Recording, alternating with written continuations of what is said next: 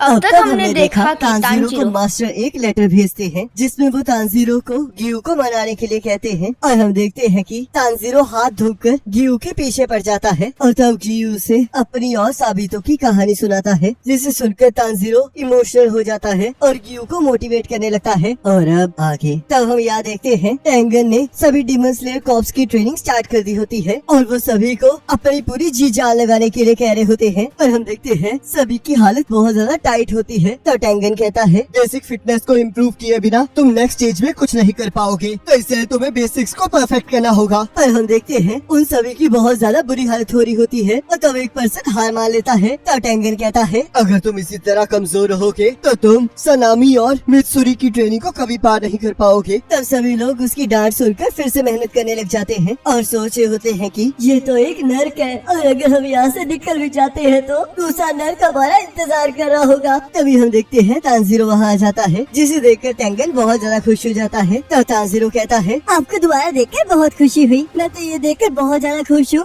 कि आप बहुत अच्छी कंडीशन में हैं। जरा मेरी कंडीशन को अच्छी तरह देखो। और हाँ, मैंने सुना कि तुम एक और अपर रैंक से लड़े हो। तुम तो सच में बहुत ज्यादा लकी हो कि तुम्हारी बॉडी का हर एक पार्ट अभी तक ठीक ठाक है। ये तो सिर्फ आपकी वजह से है कि मैं आज यहाँ पर ठीक ठाक खड़ा हूँ। तो चलो फिर तुम्हारी ढीली ढाली बॉडी को थोड़ा टाइट किया जाए। और जब हम देखते हैं ट्रेनिंग का नाम सुनते ही तानजीरो बहुत ज्यादा जोश से भर जाता है और पूरे जोश के साथ उस ट्रेनिंग को करने लगता है और सबको पीछे छोड़ते जाता है और उसे देखकर सभी लोग बहुत ज्यादा हैरान हो रहे होते हैं। और हम देखते हैं तानजीरो को इन सभी चीजों में बहुत ज्यादा मजा आ रहा होता है। तब यहाँ टेंगिन की बीवियाँ तानजीरो को देखकर बहुत ज्यादा खुश हो रही होती है और तब तानजीरो पिछले मिशन के लिए उन्हें थैंक यू कहता है। तभी हिनात्सुरु कहती है शुक्रिया, तो हमें तुम्हारा करना चाहिए। तो यहाँ टेंगन कहता है तुम सभी को अच्छे से खाना खाना होगा और अगर तुम लोग अच्छे से खाना नहीं खाते हो तो शाम की ट्रेनिंग तुम्हारी और भी ज्यादा मुश्किल हो जाएगी। तो चलो फिर अब जो भी अपना खाना छोड़ेगा उसकी ट्रेनिंग में इंक्रीज कर दूंगा। जिसे सुनकर सभी लोग डर जाते हैं और अपने खाने को ठूसने लगते हैं। तो तानजीरो भी खाना खाने लगता है। तो यहाँ एक पर्सन कहता है तुम्हारी आज रात की पेट्रोल ड्यूटी है ना, तो क्या तुम मेरे साथ उसे स्विच करना चाहोगे? तो वो पर्सन कहता है ऐसा बिल्कुल नहीं करने वाला, क्योंकि अगर तुम्हारी नाइट की पेट्रोल ड्यूटी हो तो तुम्हें सुबह की ट्रेनिंग नहीं करनी पड़ती है। तो ये सुनकर टेंगन को बिल्कुल अच्छा नहीं लगता और तब रात को डीमन स्लेयर कॉर्प्स के मेंबर्स पेट्रोलिंग करने चले जाते हैं। तब एक पर्सन कहता है आजकल डीमन सच में दिखाई नहीं दे रहे हैं और फिर भी ये रातें बहुत ज्यादा खतरनाक है।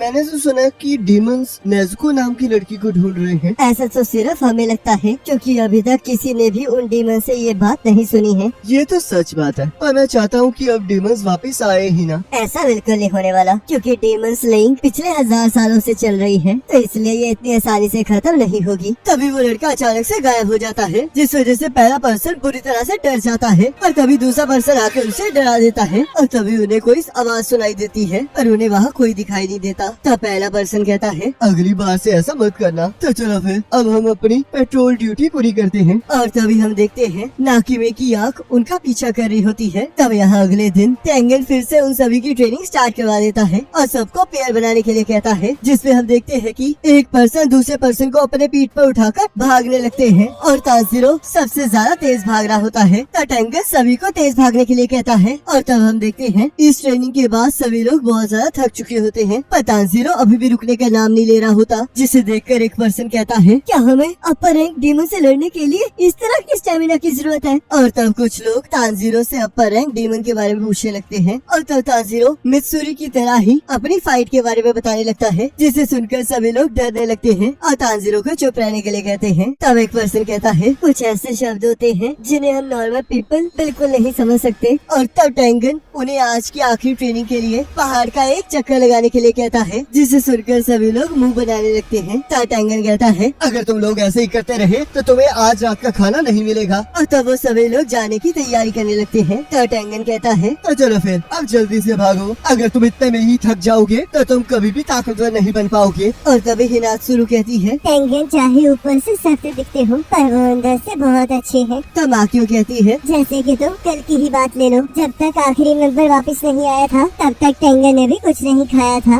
और आखिर में ये खुद ही उस मेंबर को माउंटेन पर पिक करने गए थे। तब टेंगन कहता है तुम्हें पता है ना कि मैं ये सब कुछ सुन पा रहा हूँ और वैसे भी मास्टर ने इन सब का मुझे ध्यान रखने के लिए कहा है, तो इसलिए मैं इन्हें ऐसे नहीं छोड़ सकता। तो तानजीरो भी भागने चला जाता है और सोचता है जो हाशिराज बने हैं वो असल में दिल के बहुत अच्छे हैं। तब हमें फ्लैशबैक दिखाया जाता है जहाँ तानजीरो और गियू खाने का कंपटीशन कर रहे होते हैं। तांजीरो सोचता है मैं और नहीं खा सकता, पर अगर मैं इसमें हार गया तो मैं मास्टर के साथ किया हुआ प्रॉमिस नहीं निभा पाऊंगा। अगर मैं चाहता हूँ कि ग्यू सबका साथ दे तो मुझे अपना बेस्ट देना होगा। तब ग्यू एक और प्लेट ऑर्डर करता है, जिससे तांजीरो हैरान हो जाता है। तब ग्यू कहता है तुमने कहा था ना कि अगर मैं हारूंगा तो मुझे ट्रेनिंग में पार्टिसिपेट करना होगा, तो इसका मतलब ये भी है ना कि अगर मैं जीत गया तो मुझे पार्टिसिपेट करने की कोई जरूरत नहीं है। तांजीरो हाँ कहता है। तब ग्यू कहता है सर, तांजीरो को एक और प्लेट दीजिए, ये मेरी लास्ट प्लेट है। तो अगर तुम उस एक्स्ट्रा प्लेट को खत्म कर पाए तो तुम जीत जाओगे, जिसकी वजह से मुझे हाशिया ट्रेनिंग में पार्ट लेना ही होगा। क्या तुम्हारे लिए काफी होगा?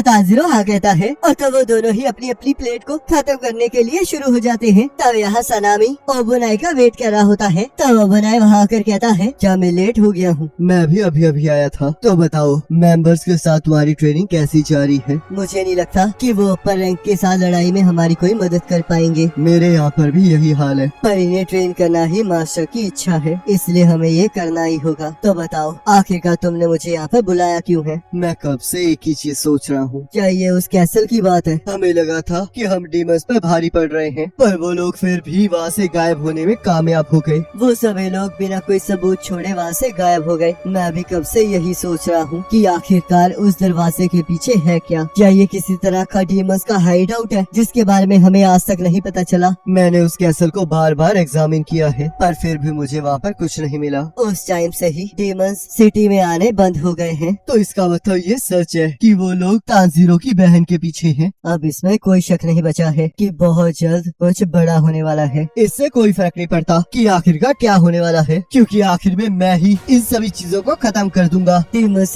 कॉप्स के लिए ये सब कोई एक श्राप है। जब मैं बाकी मेंबर्स को ट्रेन करता हूँ तब मेरा माइंड डिस्ट्रैक्ट हो जाता है, पर जब मैं सिचुएशन को ध्यान से सोचता हूँ तब मैं अपने आप को इस चीज से सोचने से नहीं रोक पाता कि आखिरकार आगे क्या होगा। ये शांति ऐसी लग रही है जैसे कि तूफान बस आने ही वाला हो। ये सब कुछ कहना बेकार है, क्योंकि अब कुछ नहीं हो सकता। मेरे पास तुम्हारे लिए एक सजेशन है। मैं भी कुछ कहना चाहता हूँ। तो चलो फिर सबसे पहले मैं कहता हूँ, मेरे साथ लड़ो। मैं भी तुमसे यही कहने वाला था। तब यहाँ तांजीरो टेंगन की बीवियों की किचन में मदद कर रहा होता है और तब वो तांजीरो को उसकी थकान दूर करने के लिए चाय देती है, जिसे पीकर तांजीरो को बहुत अच्छा लगता है। तभी नात्सुरू कहती है तांजीरो, एंटरटेनमेंट डिस्ट्रिक्ट में हमें बचाने के लिए हम तुम्हारा शुक्रिया अदा करना चाहती हैं। इसकी कोई जरूरत नहीं है क्योंकि मैंने वो सब कुछ अकेले नहीं किया था। तभी नात्सुरू कहती है तुम्हारी बहन, वो सुअर वाला लड़का, वो पीले बालों वाला लड़का और टेंगन ने वहाँ बहुत कमाल कर दिखाया था। अगर वहाँ पर एक भी पर्सन